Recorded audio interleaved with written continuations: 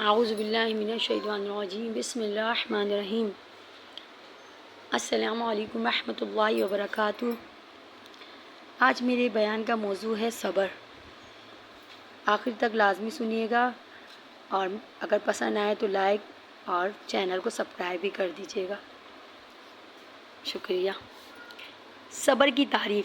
صبر کے لغوی معنی رکنے، ٹھہرنے یا باس رہنے کے ہیں، اور نفس کو اس چیز پر روکنا یعنی ڈٹ جانا جس پر رکنے ڈٹے رہنے کا عقل اور شریعت تقاضا کر رہی ہو، یا نفس کو اس چیز سے باز رکھنا جس سے رکنے کا عقل اور شریعت تقاضا کر رہی ہو، صبر کہلاتا ہے۔ بنیادی طور پر صبر کی دو قسمیں ہیں۔ نمبر 1، بدنی صبر، جسے بدنی مشقتوں برداشت کرنا اور ان پر ثابت قدم رہنا۔ نمبر 2، طبعی خواہشات اور خواہش کے تقاضوں سے صبر کرنا۔ پہلی قسم کا صبر جب شریعت کے موافق ہو تو قابل تعریف ہوتا ہے، لیکن مکمل طور پر تعریف کے قابل صبر کی دوسری قسم ہے۔ اللہ تعالیٰ قرآن مجید میں ارشاد فرماتا ہے، ترجمہ کنز الایمان، اور صبر کرو بے شک اللہ صبر والوں کے ساتھ ہے۔ حدیث مبارکہ صابر کے لیے اخروی انعام۔ حضور اکرم صلی اللہ تعالیٰ علیہ وسلم کا فرمان عالی شان ہے کہ اللہ عز و جل ارشاد فرماتا ہے، جب میں اپنے کسی بندے کو اس کے جسم، مال یا اولاد کے ذریعے آزمائش میں مبتلا کروں، پھر وہ صبر جمیل کے ساتھ اس کا استقبال کرے، تو قیامت کے دن مجھے حیا آئے گی کہ اس کے لیے میزان قائم کروں یا اس کا نامہ اعمال کھولوں۔ صبر کرنے کے مختلف احکام۔ شریعت نے جن کاموں سے منع کیا ہے ان سے صبر یعنی رکنا فرض ہے۔ ناپسندیدہ کام جو شرعاً گناہ نہ ہو اس سے صبر مستحب ہے۔ تکلیف دہ فعل جو شرعاً ممنوع ہے اس پر صبر یعنی خاموشی ممنوع ہے۔ مثلاً کسی شخص یا اس کے بیٹے کا ہاتھ ناحق کاٹا جائے تو اس شخص کا خاموش رہنا اور صبر کرنا ممنوع ہے۔ ایسے ہی جب کوئی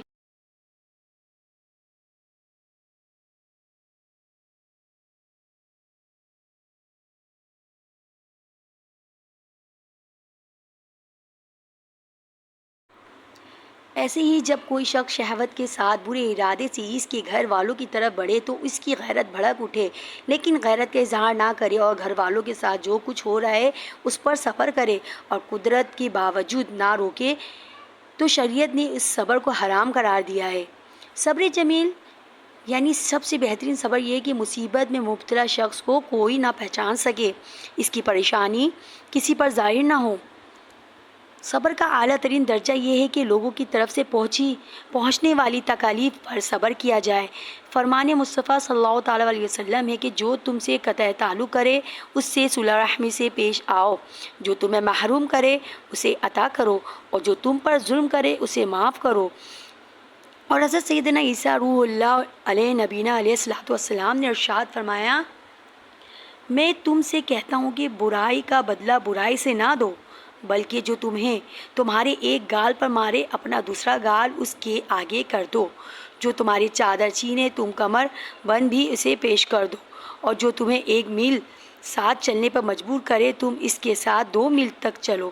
ان تمام ارشادات میں تکالیف پر صبر کرنے کا فرمایا گیا ہے، اور یہی صبر کا اعلیٰ مرتبہ ہے۔ بچھو کے کاٹنے پر صبر۔ حکایت ہے، حضرت سیدنا سری علیہ رحمۃ اللہ علیہ سے صبر کے بارے میں پوچھا گیا تو آپ نے صبر سے متعلق بیان شروع کر دیا۔ اسی دوران ایک بچھو آپ رحمۃ اللہ علیہ کی ٹانگ پر مسلسل ڈنگ مارتا رہا، لیکن آپ رحمۃ اللہ علیہ پرسکون رہے۔ آپ سے پوچھا گیا کہ اس موذی یعنی تکلیف دینے والے کو ہٹایا کیوں نہیں؟